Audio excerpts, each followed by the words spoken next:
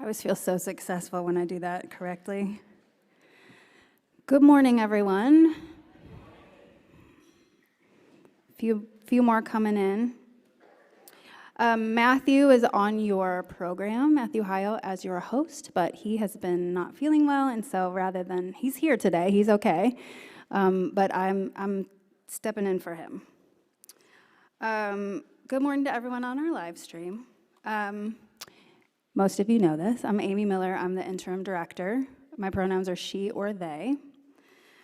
Whether you're here in person or online, you're part of our community. So welcome to the Ethical Society of St. Louis. Thank you to everyone who was downstairs for Forum. That was super fun. This is a really weird transition to now be up here very formally with my talk in front of me. So that our program is not interrupted, could you please check your phones, make sure that they are on silent. To begin our gathering this morning, please welcome Lorraine Rickard. We've heard her before. She's amazing, performing The Swan.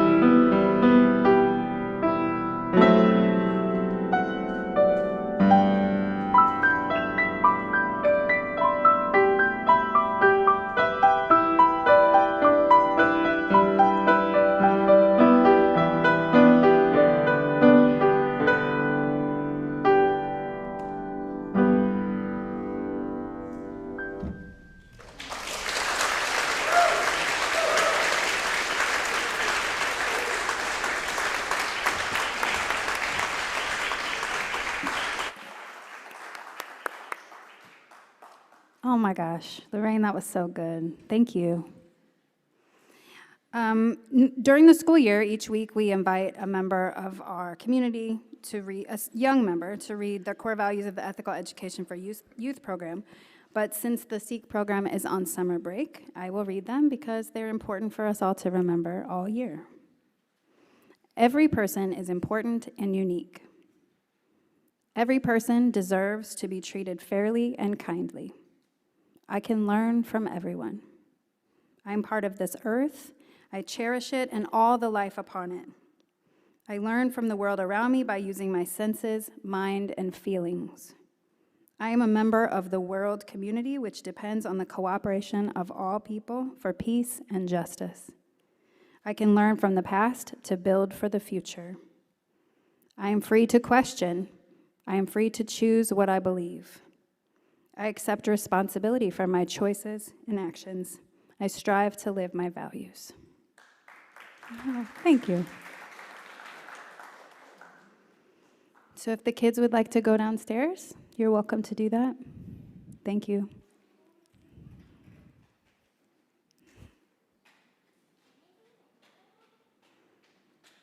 And please welcome Ron Williams, who will now offer opening words.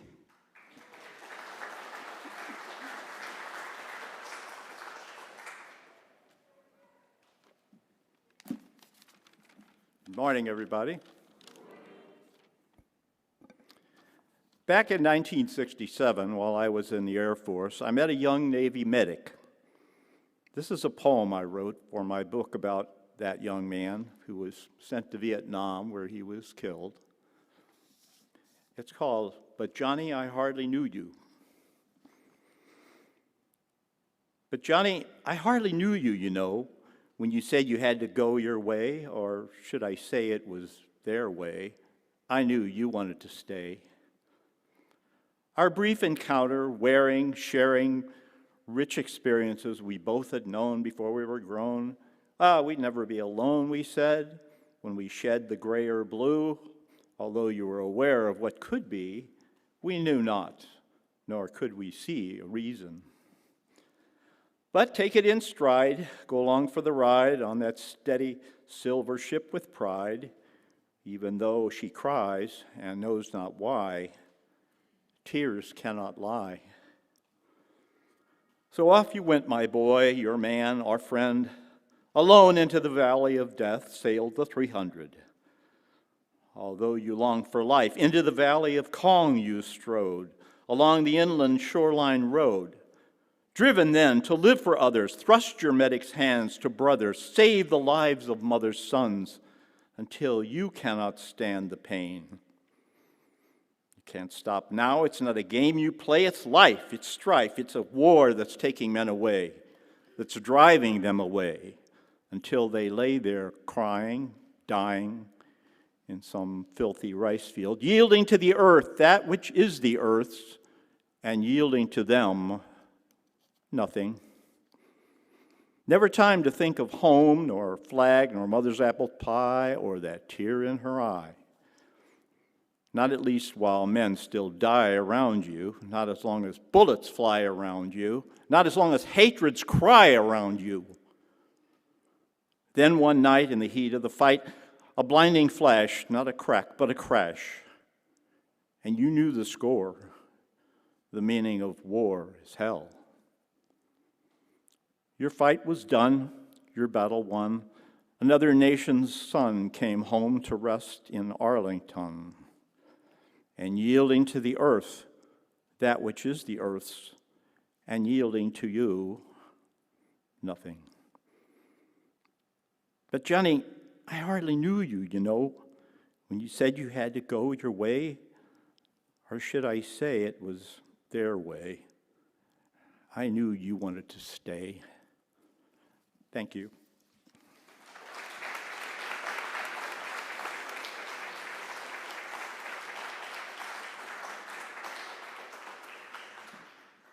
Thank you, Ron. And just so everyone knows, there's a box of tissues here on purpose.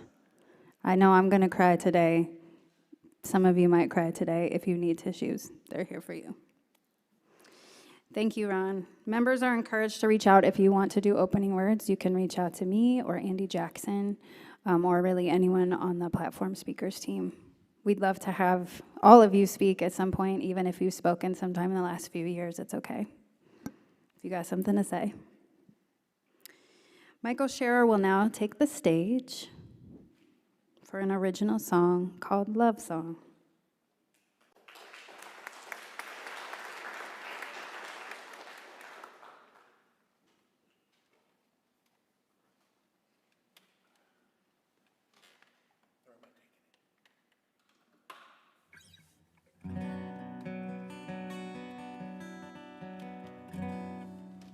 Hello.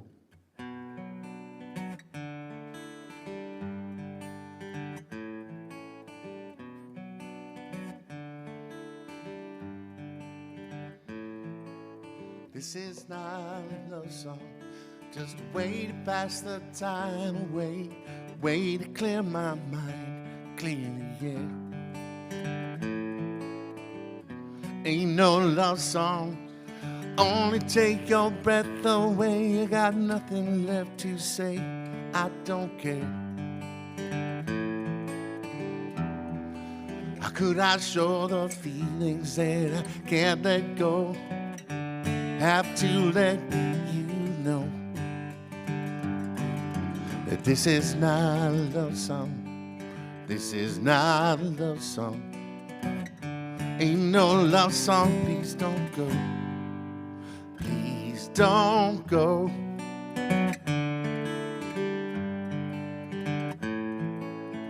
I don't write them down, you know they're just a waste of time. Should I clutter up my mind with history? Could I sing about those times I watched you fall asleep? All the things I keep that you gave me. As soon as I begin to live inside my mind again, then I have to write you in. But this is not a love song. This is not a love song.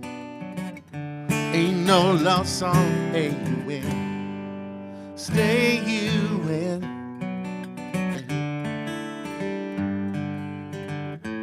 You win.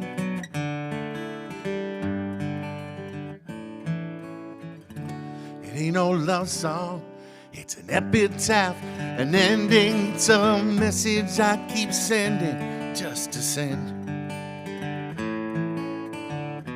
An act of memory, express my animosity, confess my mediocrity again.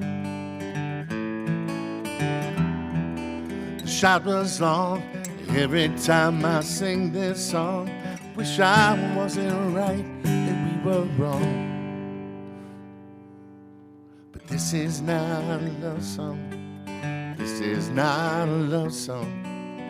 Just another love song all along, all along, all along. So long, so long, so long.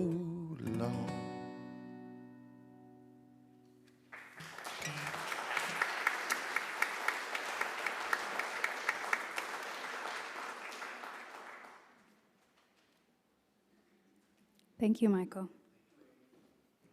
About made me cry already. Meditation has been shown to benefit focus, introspection, and emotional regulation. Before our main address, we like to take a moment to let go of extraneous thoughts and to calm our bodies and our minds. I invite you to sit comfortably and take several deep, slow breaths for 1 minute of mindful breathing.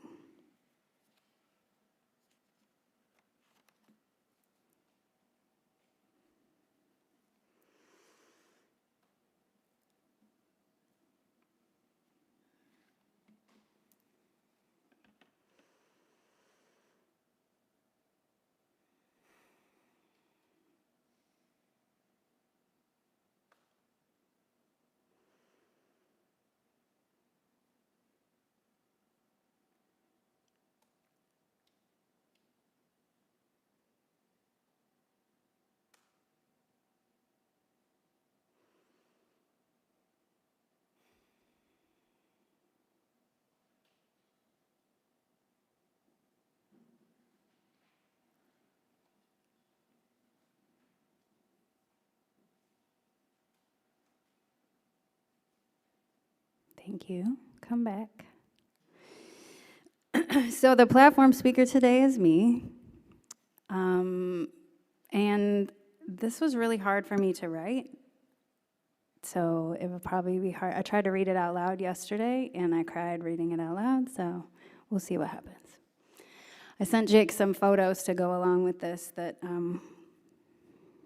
I'm not going to look at because they'll make me cry too. I've been pretty lucky so far. Most deaths around me have been peripheral, or at the very least, expected. I've always said I'm not squeamish about death. I understand it as part of life. As Zoe, my 6-year-old, will tell you, everybody dies. But I think maybe that's only been easy to say because I hadn't had a loss that really hurt yet. So a year ago this month, I got a call from my friend Geneva.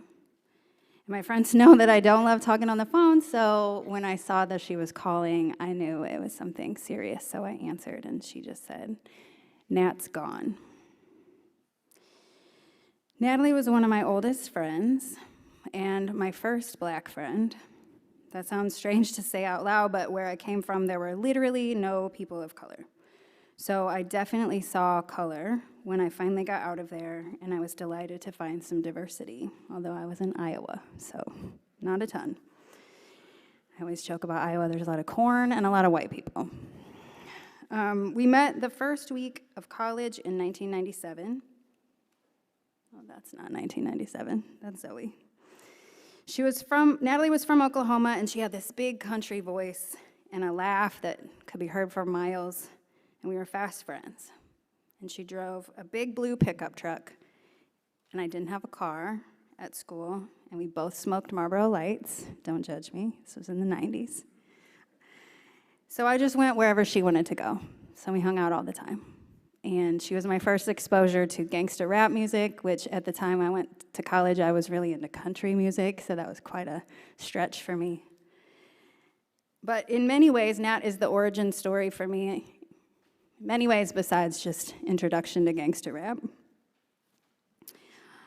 She's the origin story for a lot of things that feel intrinsic now, like anti-racism, for example.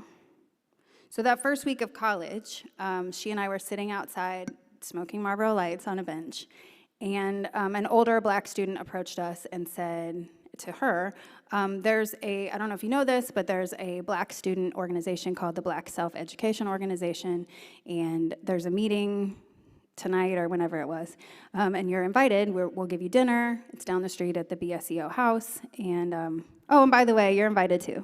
You don't have to be black to come. I'm like, okay. So Natalie asked me to go with her, so I went. And in retrospect, a black student union was not an appropriate place for me to be a member. But at the time, this was the 90s, we didn't have a lot of the same language to understand, safe spaces and whatever. So I was welcomed into this group, and it became my friends and my family for the next 4 years.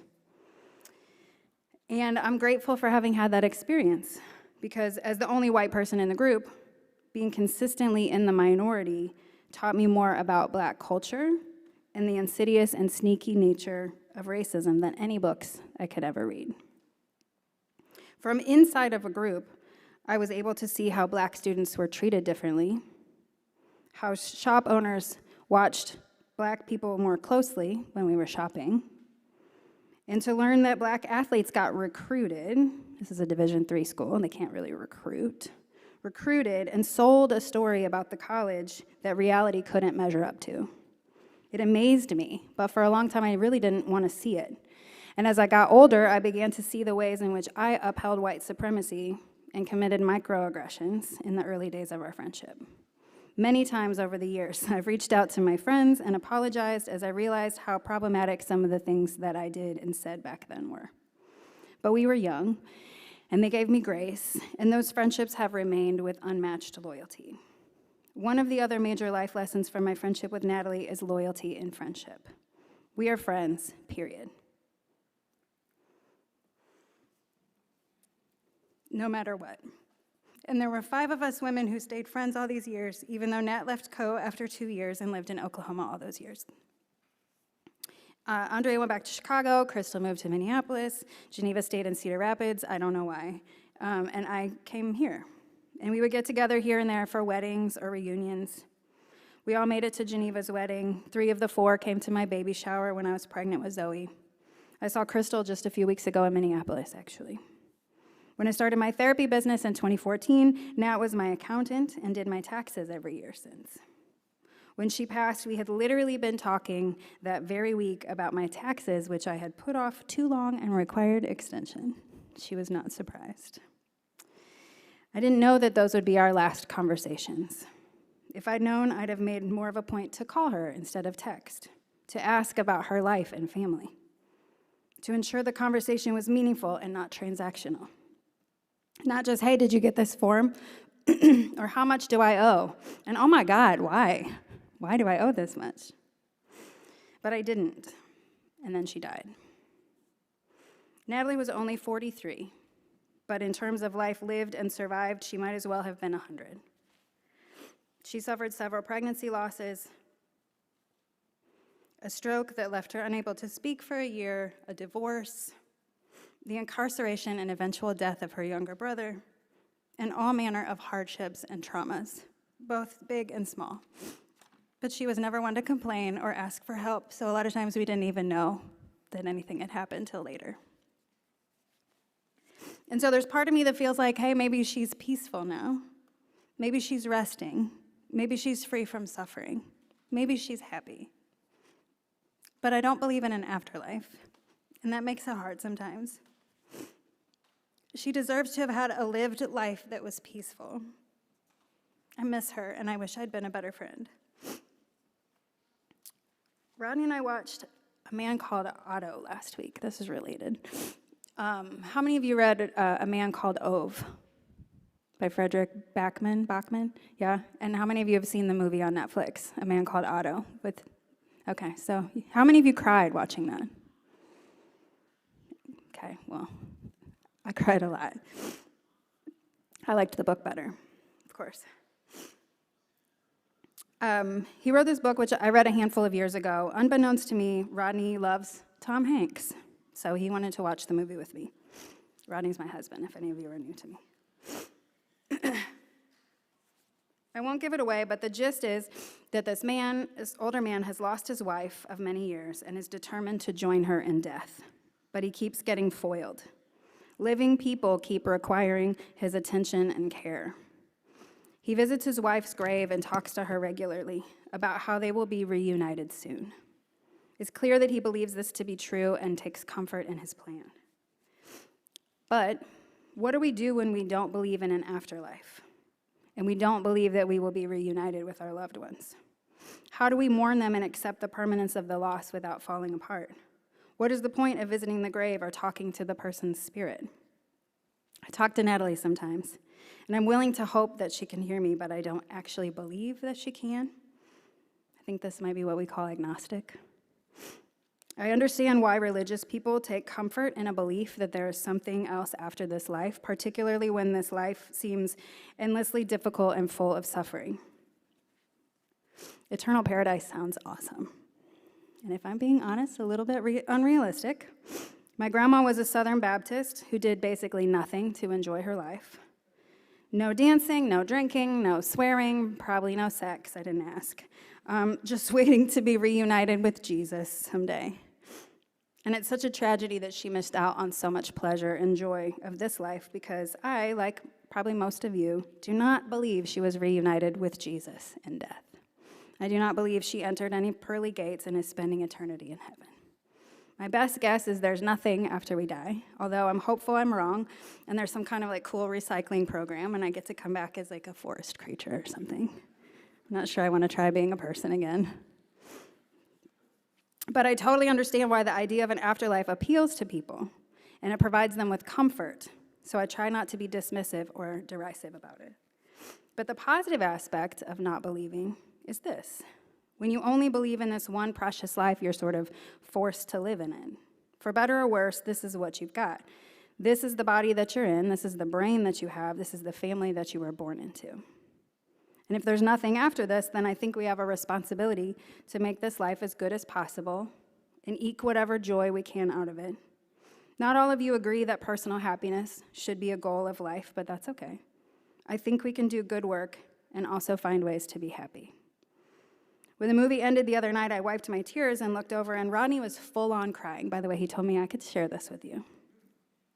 And I knew, and I asked, "Are you thinking about me dying?" And he was like, "Yes." And he said, "But if you died right now, I know that I would have to carry on because of Zoe." And I made an untimely joke about how he'd also have $1 million in life insurance money. Wasn't the time for that, but he said, "But if you die in like 20 years, like then what do I do? Like I don't think I can go on." When we were talking a little bit later that night, I mentioned, so we got it together, and then we moved on we got up and we're in the kitchen. And I mentioned that I was speaking on Remembrance Sunday and I was going to talk about Natalie, and how I wished I'd been a better friend to her and that our last interactions hadn't just been about my taxes. And he started to cry again. But this time he was thinking about his best friend, Brian, from college, who had overdosed a few years ago. Brian had texted Rodney on a Thursday and invited him to a baseball game. Rodney didn't respond until the next day, and the following day he found out that Brian had died. Now, Brian had known Rodney for decades, so there's zero chance he was surprised when Rodney did not respond in a timely fashion. But even knowing that doesn't remove the regret. And Rodney isn't holding on to it or actively feeling guilty about it, but it still lingers as a longing to have had a chance to do it differently.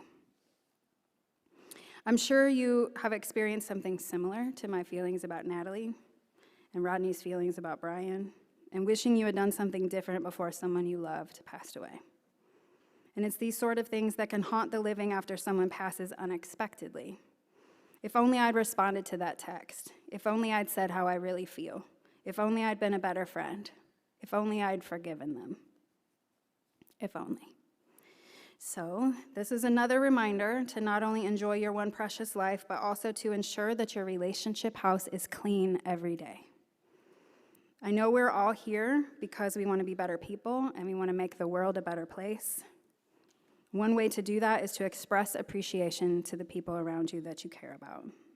Say the words you've been holding back. Live in gratitude. Express the love. Reach out if you haven't talked with someone in a while, even just to say, "I'm glad you're alive." Make sure that every day when you go to sleep, you know that if anyone you love were to pass, despite your sorrow, you'd be able to feel good about your relationship with them. As my husband says, give people their flowers while they're around to smell them. I do know that Natalie knew I loved her. Funnily enough, it had been a long-running joke in our friendship that she would never say, "I love you back." She was one of these very tough, stoic people, and she would never say, "I love you back." But I knew she loved me. And so then I would say, "I love you," and she'd be like, "Uh-huh." And I'd be like, "And I know you love me too." She'd be like, "Okay, bye." But she did. And that becomes particularly important as we age, all of this, because the young never really think about death as the inevitability it becomes as we get older. Rodney and I talk about it a lot. Our parents are all in their 60s and 70s and in varying degrees of good health. They could have 20 or 30 more years, or they might not. So we make an effort to stay in communication with them and make sure that Zoe gets time with them while she can, not in a macabre way, but realistically, because no one knows how much time they have. And I know some of you in this room have lost multiple loved ones this year. As a community, we've lost several beloved members, and that will continue to occur with time. So I'd like us to remember to hold each other gently and be generous with our affection and our grace, and to spend time together when we can, and be present when we do, to be awesome to each other in our one precious life, and give each other flowers while we're still around to smell them. Thank you.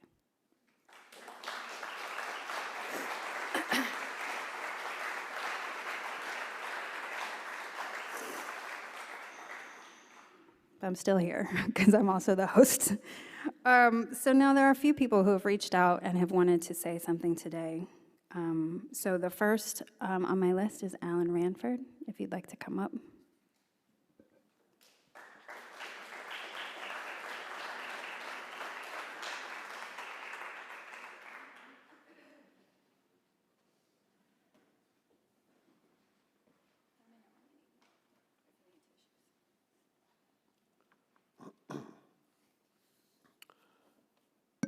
16 years ago, I was standing on this stage paying homage to my wife I've known more than 50 years.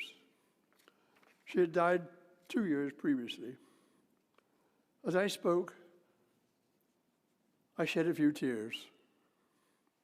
The next speaker was Billy Tino, whom I noted was having similar problems. After platform, we all went downstairs, and as I circulated, I came across Billy and started a conversation by remarking that we were having a common problem on stage. We took an instant liking for each other, and within a couple of minutes, we were arranging our first date. It was not until later that I discovered what an accomplished woman she was. And I'm still learning as I go through her files and learning more of her history. Her father was a school teacher, a superintendent in the DeSoto, Missouri school district. Billy had two sisters, 8 and 10 years older than her. Her dad obviously wanted a boy, hence her name, Billie Jean, with the Jean spelt with a G. She later had it changed to Jean with a J. Her mother got cancer and died when Billy was 7. Her dad's after-hours duties required that she was dragged along with him when the sisters were not available, as they frequently were not. Billy became very adept at entertaining herself.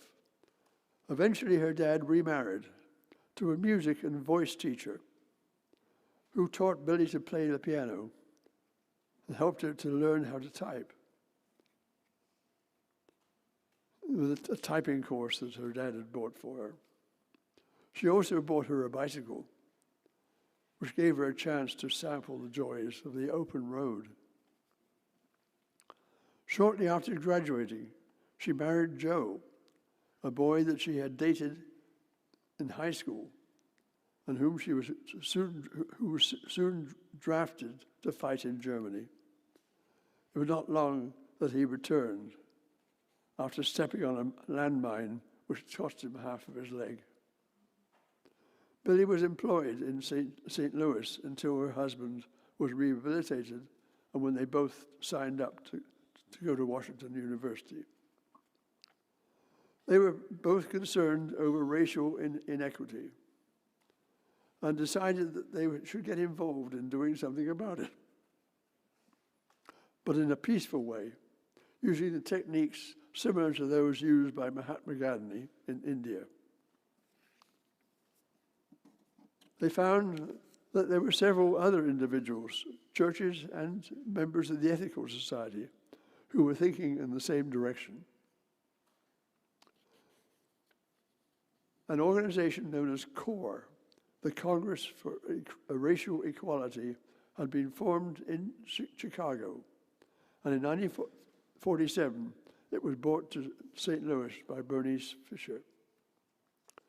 Thus, a dedicated local group, including Billy and her husband, set out to open up restaurants and lunch counters for all races. Billy already had her first child by this time, so her activities were somewhat restricted. It was decided to make their home the headquarters. Billy would handle all of the phone calls and schedules and be responsible for the monthly reports to CORE headquarters in Washington. The police were also notified before each sit-in. She also participated in sit-ins when possible, sometimes with her child on her lap and with another black mother and child. Many of their techniques had to be reinvented on the spot, finding which ones worked, but always backing off to avoid violence. Thus, after about 8 years of effort and many discussions with management and owners. Restaurants and other eating places in St. Louis became accessible to all races. Billy's marriage to Joe came to an end. They sold the house, and Billy went back to college to complete her teaching degree. But money was a problem. The solution was Pruitt Igoe. The Igoe section of the housing development was dedicated to mixed occupancy.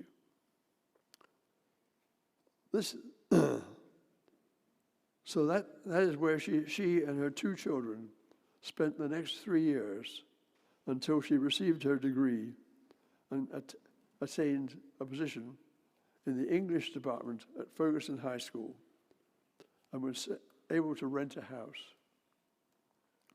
I don't have time to relate all of the many successes in her career, except to say that I have letters from 3 school principals extolling her excellence in the creative ways that she handled the integration process and bringing out the best in all parties.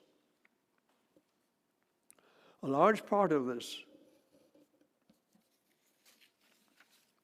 was the production and presentation of many plays, which the students played many roles in the production and presentation, irrespective of race.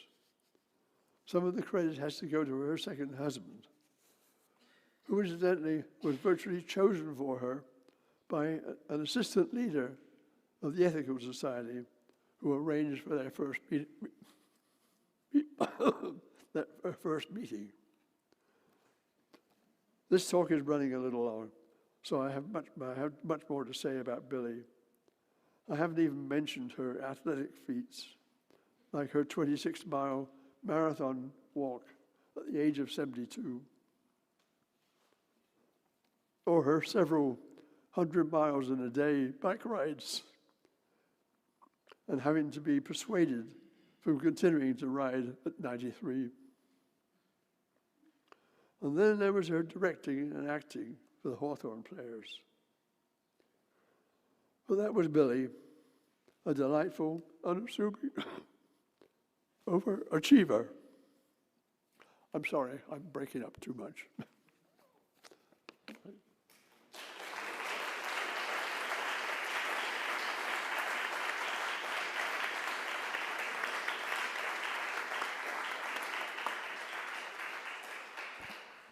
Thank you, Alan. New member Monroe Wood would like to speak. Come on up.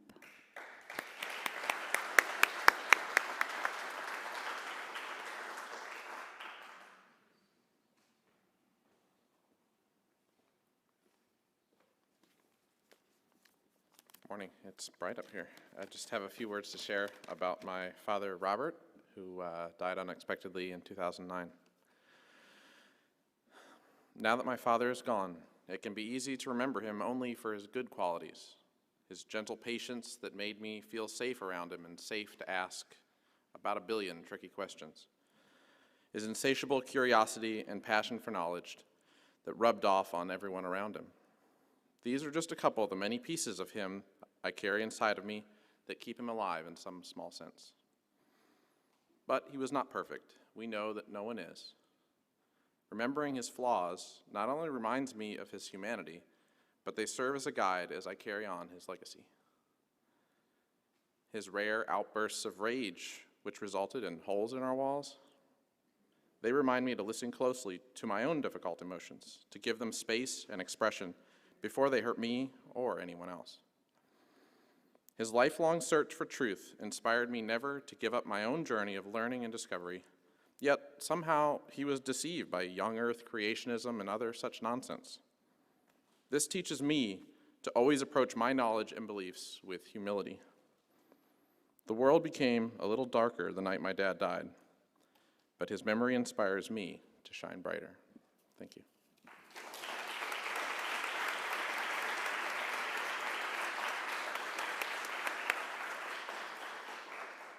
Thank you, Monroe. Jim Rhodes would like to speak as well.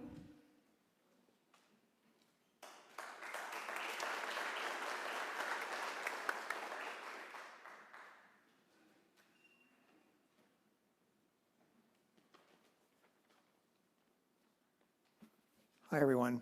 I'm going to talk about 5 people that I knew who all died in the past year, so I'm going to go through them one by one fairly quickly. I think one of the things, I think it's very important that we do this sort of thing, these memorial services, and it's one of the things that I've always appreciated about the Ethical Society and the way we conduct our memorial services here, which I think is all about the people who've been alive and our thoughts and memories of them and how we connected to them. So the first person I want to talk about is this guy here, who is my cousin, Jerry Vevers. This is a photo of him when he came to the wedding of me and Stephanie, my wife, back in 1998, which was at the Missouri Botanical Garden. I was not particularly close to Jerry, as he and I never spent a lot of time together, but I did see him from time to time, basically during my entire life. You know, my other cousin, Tammy, was his sister, and we often got together, and there were weddings and all that sort of thing. Jerry was the son of my Uncle Pete and Aunt Florence, and we all grew up in Pittsburgh. I remember Jerry was interested in jazz, and he was a good piano player. He went to college in Texas and majored in music and later joined the Air Force. And he lived in Texas for a long time. But then at some point, I don't know exactly when this happened, he moved back to Pittsburgh so he could be with his high school girlfriend. And he lived there for the rest of his life, and he died last October. So I don't have a lot of memories of him, but he was a good guy, and I do miss him. Next person. Oh, that's him when he was in high school. So I have all these high school photographs of him. Next person. This is Marilyn Fogel. She was a very remarkable woman in many ways. She was the wife of one of Stephanie's cousins, a man named Chris Swarth. Marilyn was from Maryland, and Chris was from California, and they met on a whale watching trip one year. They had both been previously married, but they both had a strong interest in biology, and they hit it off. Marilyn had a PhD from the University of Texas, and she worked for many years as a scientist at the Carnegie Research Institute outside of Washington, D.C. She became known as the isotope queen for her pioneering research in biogeochemistry, and she was eventually asked to be on the National Academy of Sciences, which is a very rare privilege. I got to know Marilyn over the years as Stephanie and I would make many trips to visit her family every few years. Chris and Marilyn moved to California in 2012 as Marilyn accepted a teaching position at the University of California. In 2016, she was diagnosed with ALS, also known as Lou Gehrig's disease. We got to see her many times after that, and it was a slow decline for her in her abilities, but she kept up her good humor and her kind disposition up to the very end, and when she died in May of last year. Chris and Marilyn had 2 children who are both now adults, and they're both fantastic people. And I will always miss Marilyn. I didn't think I would be getting emotional, but I obviously am. Next person. Oh, this is Marilyn. Go back. That's Marilyn doing some of her scientific studies. She was always going around the world and doing things, so she was really a neat lady. Next person. Okay, so this is Bob Lucas. Bob was my guitar teacher for many years. I won't say much about him, as I really didn't know him all that well, except that as a guitar teacher, he was also a very warm person. And most of the time when I went for my lesson, we would just sit around and talk about music. You know, I would take some lessons and I would show him what I knew, and then we'd talk about music. I initially took lessons from him when he worked for the mail-based store in Kirkwood, which was a long time ago. But I stopped taking lessons, and as I just had too much else going on. And I resumed those lessons in 2015, and by then he had his own studio in Kirkwood. But one day last year, I went on for my lesson at his studio, and there was a note on the door that he had died of a heart attack the day before. Bob was known around town as a musician, and he occasionally played in public with some bands that I don't remember the names of. And while Bob could teach almost any style of guitar playing, including rock and roll, thank you, his real love was bluegrass, and he also played the banjo. So he was a great person, and I just really miss him. Next person. All right, this is a man named John Stade.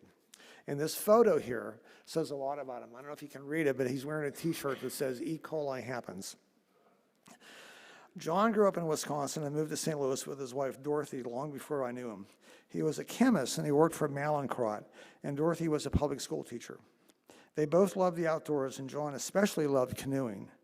Together, they led many canoe outings for the local Sierra Club Eastern Missouri group. And I started going on these canoe trips back in 1989, and I became part of a group of people who did a lot of canoeing around the state of Missouri. And Egerbrick was a part of that group, and every year John would lead a 3-day canoe trip on the Mississippi River over the Labor Day weekend. And so these was amazing trips, and I got to know John very well over the years.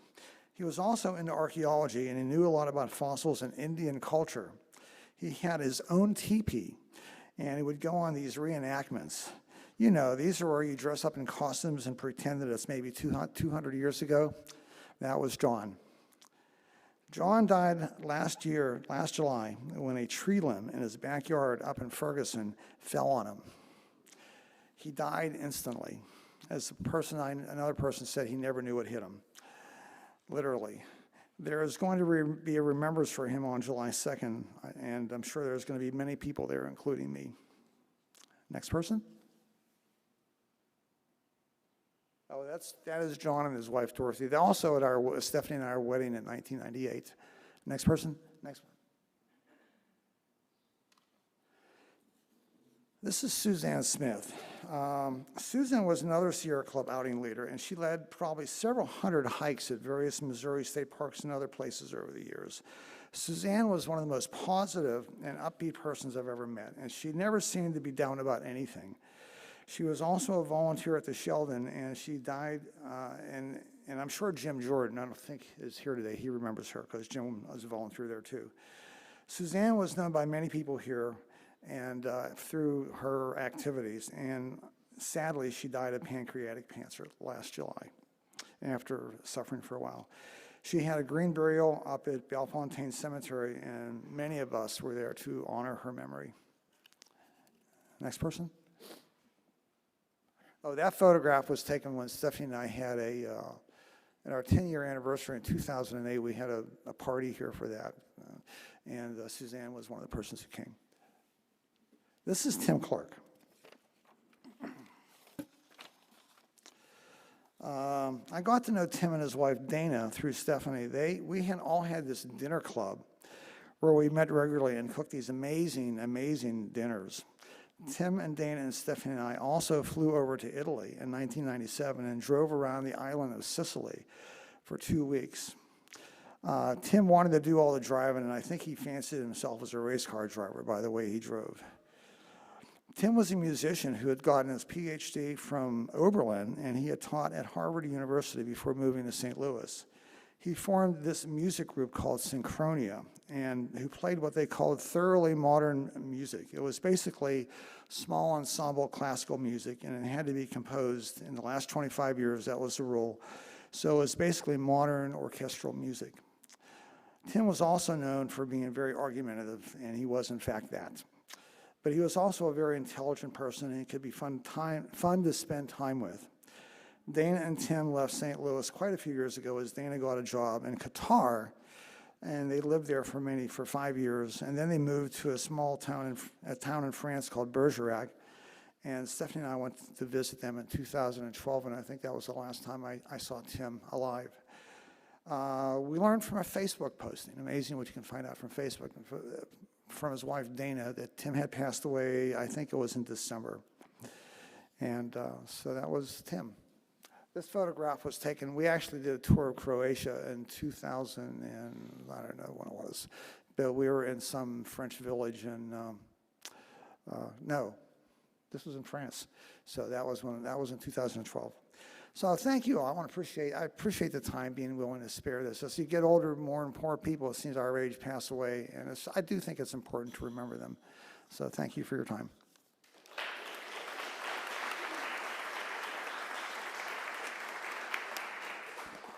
Thank you, Jim. Now I'd like to invite Brian Vandenberg and Sharon Began to come up.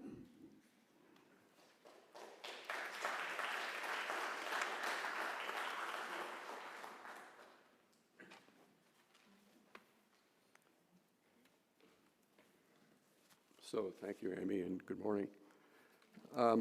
We had 5 very dear friends and family die this past year, and we want to give remembrance of their life here.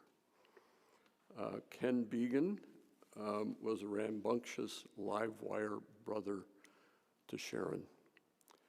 He was filled with life and energy. We shared many very memorable days and evenings with him and his family on vacation in Vermont and in Colorado and in his home in Long Island. In the depths of his dementia, when darkness had covered everything, he had lost speech. He did not recognize people. When Sharon came, he lit up, his body became alive, and he exclaimed, "Sharon." This was the depth of the love between Ken and Sharon. Betty Vandenberg was my aunt. She's the last living member of my father's generation who has left this world. She was central in my youth. I saw her every week, sometimes more than once. And in later decades, we became good friends, and she would share her concerns and worries about her children and the future of her children and her grandchildren. Jamie Snyder was the hair stylist for both Sharon and I for many, many years. We went there and shared our lives, our stories, our intimacies. She was funny, she was wise, she was humble. I used to joke when I left that I paid not only for a haircut, but for therapy. She said, "Back at you, guy." We left, both of us, with our hair cut and our spirits lifted by Jamie. She was 46. Harvey Salvin is a dear friend of ours for over 30 years. He was the kindest, gentlest soul to ever tread this earth. He had a tilt-head artist view of the world. He was a brilliant stained glass artist whose windows adorn churches in both the United States and Europe. We have a sunflower stained glass that he made for us that is in our kitchen that lets in light every morning and lets in Harvey's spirit into our life every morning. And lastly, Phyllis Plattner, a dear, dear friend and confidant, playmate of 45 years, who embraced us into her family when we arrived here in St. Louis, knowing no one. We became literally a part of their family. Phyllis would light up a room with her incredible incandescent presence, her laughter, her ribald jokes. Her kids were embarrassed by her level of cursing. She also was an incredibly gifted artist who had showings at the St. Louis Museum and elsewhere around the world.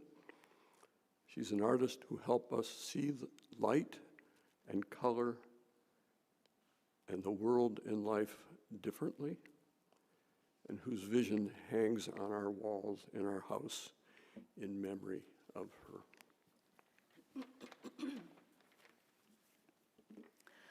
Along with the inevitable sadness and pain of loss that's felt from a death, we've found that attending memorial services or celebrations of someone's life also often inspires both of us. Inspires us to practice in our own lives those qualities and lived values we most admired in their lives. Inspires us to continue to treasure the gifts that love and friendship bring, and inspires us to live more openly and fully in this precious but limited time we have here to be alive. This poem by Mary Oliver, who died in 2019, captures that inspiration for us. It's entitled When Death Comes.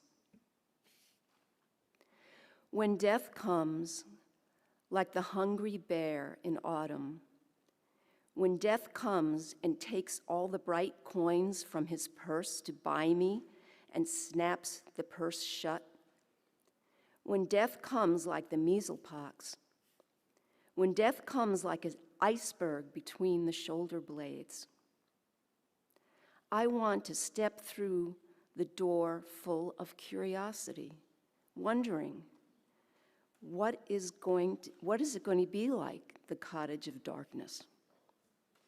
And therefore, I look upon everything as a brotherhood and a sisterhood.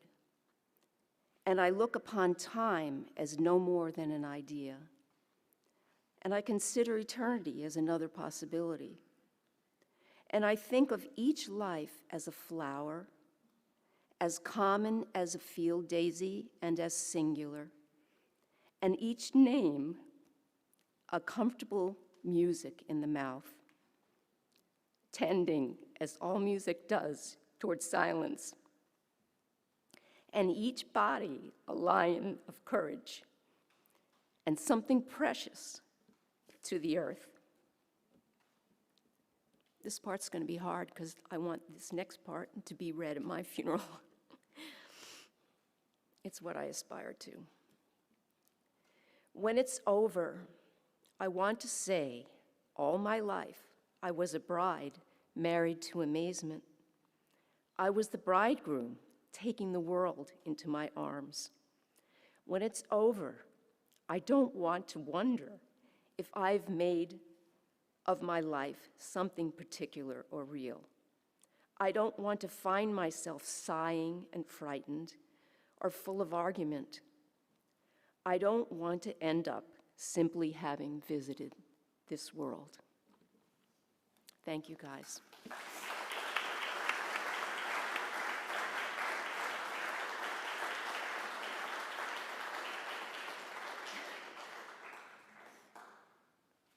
Dang it, Sharon. Nancy Compton also wanted to speak. Come on up, Nancy.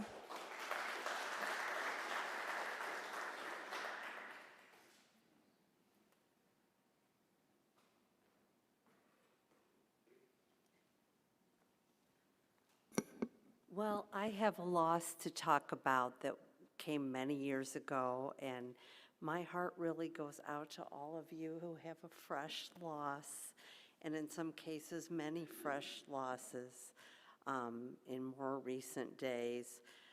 Today, I'm remembering my father, Walter Buddy, his nickname, Gerber. He died 2 weeks after my 23rd birthday in 1982. He was 64 years old when he died. Today, this date, is the 41st anniversary of his passing. So I knew I needed to stand up and say his name. 2 weeks ago, I turned 64, the age my dad was when he died. Recently, I was getting dressed one morning, looking in the mirror, and saw his eyes looking back at me. I guess I had to get to the same age he was when I last saw him to be able to see that his eyes looked like mine. This was a profound moment for me. I'm so happy to have his eyes. 41 years later, I still miss my dad. He never knew my husband, who he would have loved. I sometimes imagine the two of them cracking each other up in their witty ways. He never knew my children, his grandchildren, or his delightful great-grandchildren, Lily, James, and Charlotte. Can just imagine him delighting in my children and my grandchildren. So when loved ones die, we not only miss what we had with them, but what we can no longer share with them. And I feel that at so many occasions, my children's weddings, the birth of a grandchild, a dinner where I'll think about how much he would have enjoyed being there, or we all would have enjoyed him. So I wanted to talk today about my dad, Walter Gerber.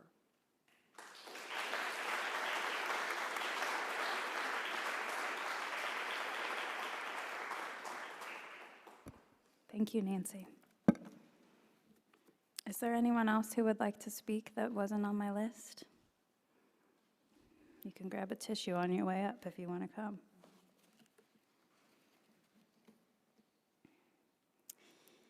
Well, then we will move on. The ushers will now take up a collection.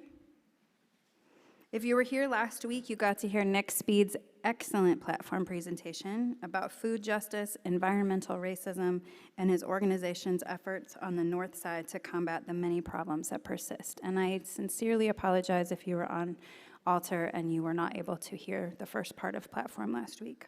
Hopefully you got to catch the talk. Half of our collection today will be going to Ujima, I think it was Ujima, Samantha, Ujima?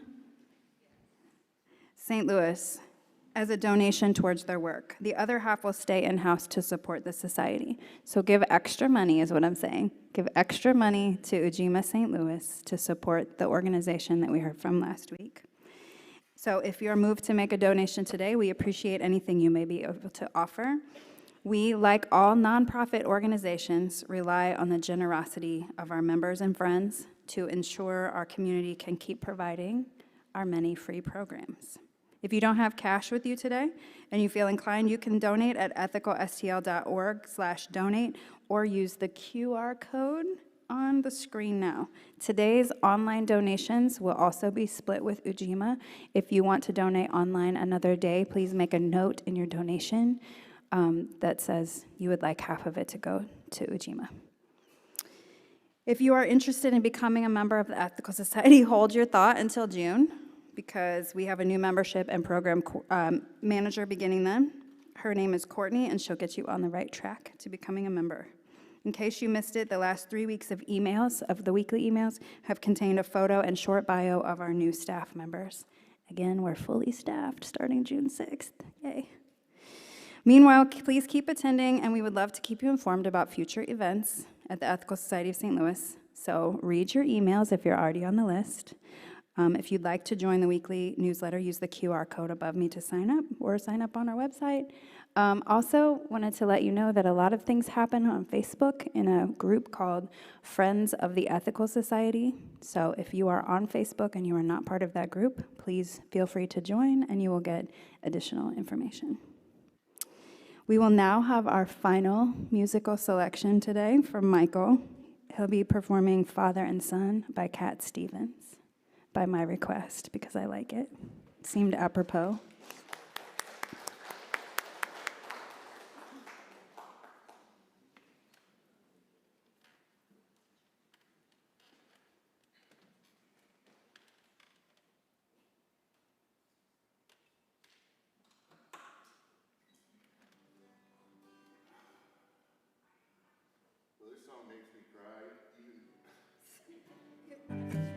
Even when this, I haven't said much this.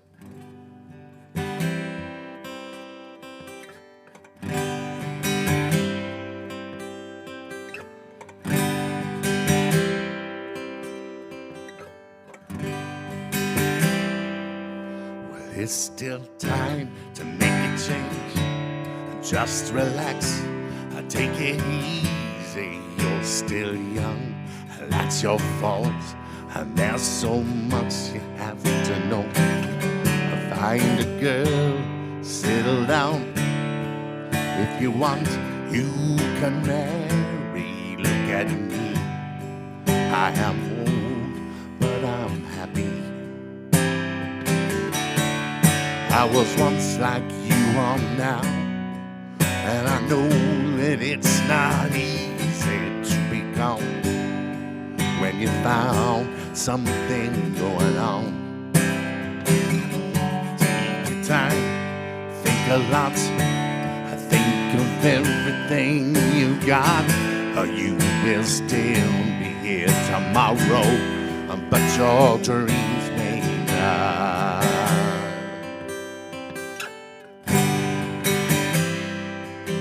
How can I try to explain when I do it turns away again? Talk, it's been the same old story. From the moment I could talk, I was all done to listen. Now there's a way, and I know that I have to go away. I know I have to go. Whoa, whoa, whoa.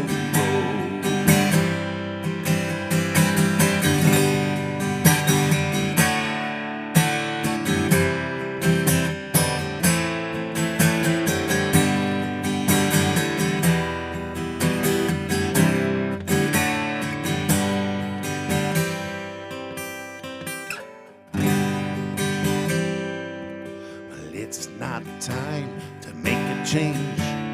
Just relax and take it slowly. You're still young, that's your fault. There's so much you have to go through. Find a girl and settle down. If you want, you can marry. Look at me, I am old, but I'm happy. When I think of how I cried, keeping all the things I knew inside, it's hard, but it's harder to ignore it. If they were right, well, I'd agree, but it's them, they know, not me. Now there's a way, I know that I have to go away.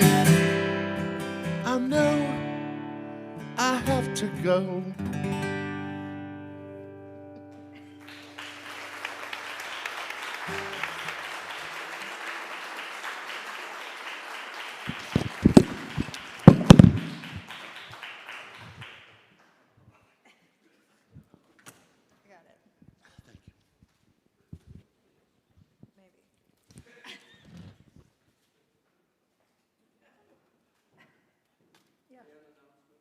Yeah, I got you. Yeah, no, I got you. Let me cry a little bit first. Thank you, Michael. And thank you. Oh, wait, you're right. I got you. Here's announcements. Join the Climate Action Now team on Saturday, June 10th at 10 a.m. at Earth Dance Farm, located in Ferguson. During our guided tour, lasting about an hour, we'll learn about the many Earth Dance projects that foster and support urban farming in the STL region. There is a great opportunity for people of all ages here, adults, teens, and children, to learn, to have fun, and to spend time outdoors with Ethical Society friends. The cost is $10 per person, payable in advance to Bob or Kathy Pickard or Brian Vandenberg.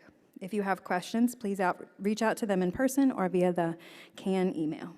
And also, come to the 9:45 forum next Sunday to discuss the feasibility of creating native habitat on the grounds of the Ethical Society. Thank you for being here today, for each other and for yourselves. There's a coffee hour downstairs in the Becker room, which for those of you who are new is that way, down the stairs or the elevator. If you're new and you'd like to be approached for conversation, grab a yellow mug. If you'd rather not, grab a white mug. Visitors are also invited to check out our Visitors Connect table for more information about the Ethical Society, and we hope that today's program made you feel more connected to each other and more connected to the people that you've lost and that you're thinking of today. and greet the people on either side of you if you'd like to. Thank you for being here, and we'll see you next week.